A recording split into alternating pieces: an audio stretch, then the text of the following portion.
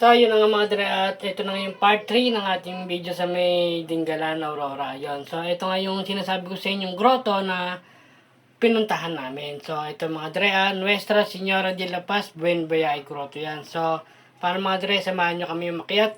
Medyo may kataasan nga lang yan, pero magbabayad na tayo para makakita tayo mga dre. Let's go! Information office. 50 po isa. 50. Ilan po kayo? Tatlo. Sa pangalan lang, sir? Ang sa pangalan na po sa resto number 50. Bago mo na ako. Tatlo po kayo? Apa. Init. Kami nga po yung malutong na eh. Ano po, sir? Ito, ano pa? Address. Na mail. Address. Ano na po? For niya ka na lang. City. Pangalan sir, sorry. Bernard na lang. Sir? Bernard. Bernard Palanga? Mendoza. Ah, Yun, let's go. Pakita tayo sa grotto. Nice. So, yun na. Narating na nga namin ang grotto. Mula sa baba, ayun o. Nilakad namin.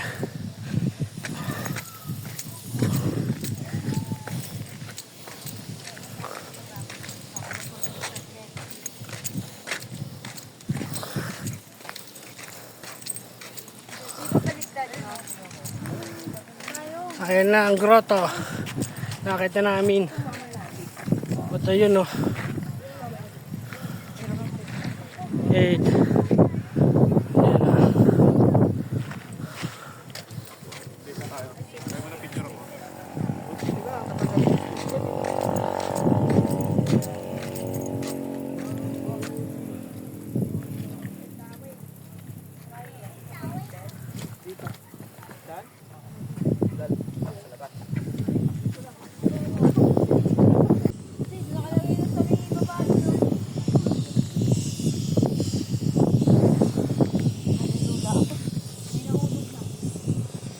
At yun nga mga dre, at natapos na kami sa grotto at dito papunta na naman kami sa may Blue House Beach. Yun, magbe-beach na kami para kinabukasan.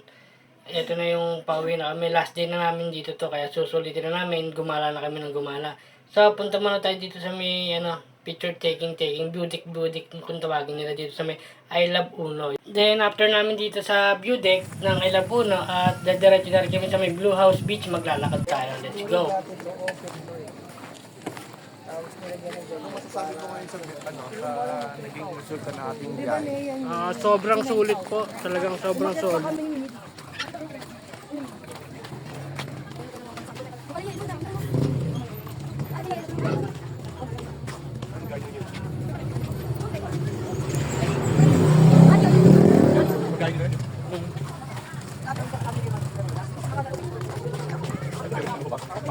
Bali dito mga dre, nandito kami, nanggaling na kami sa may Blue House na to at nakapag-swimming na rin kami. May nasend ko na rin yung video na yun eh. So, dito mamamalengke na muna kami dahil last night na namin to at magpo-food trip na kami at ewan ko kung makakapag-inom kami. Basta alam ko magagala-gala na kami dito nun eh. So, alika, samahan nyo kami mamalengke mga dre. Let's go!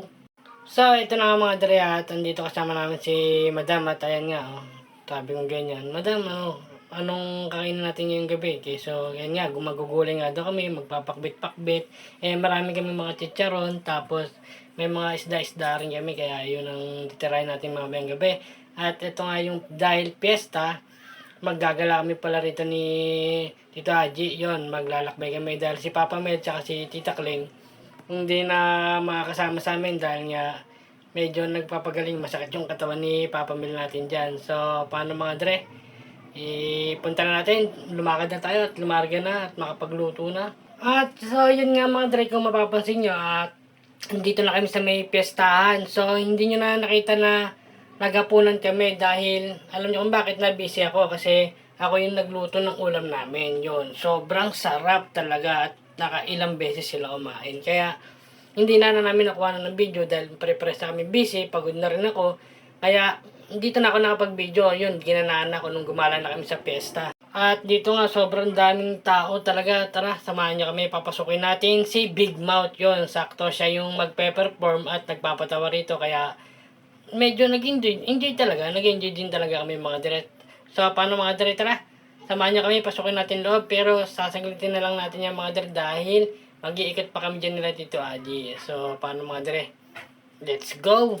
At yun nga mga dre, at napasok namin yan at nakalapit talaga kami sa pinaka-stage na yan. At dun nga nakita namin nagpe-perform na si Big Mouth yon ng Season 1 Pilipinas Got Talent Season 1 yon. So, paano mga dre, hindi na rin kami magtatagal dyan dahil nga balak namin mag-ikot at magtugtog. So, paano mga dre, hanggang dito na lang at napapagod na rin talaga kami ng mga time na yan.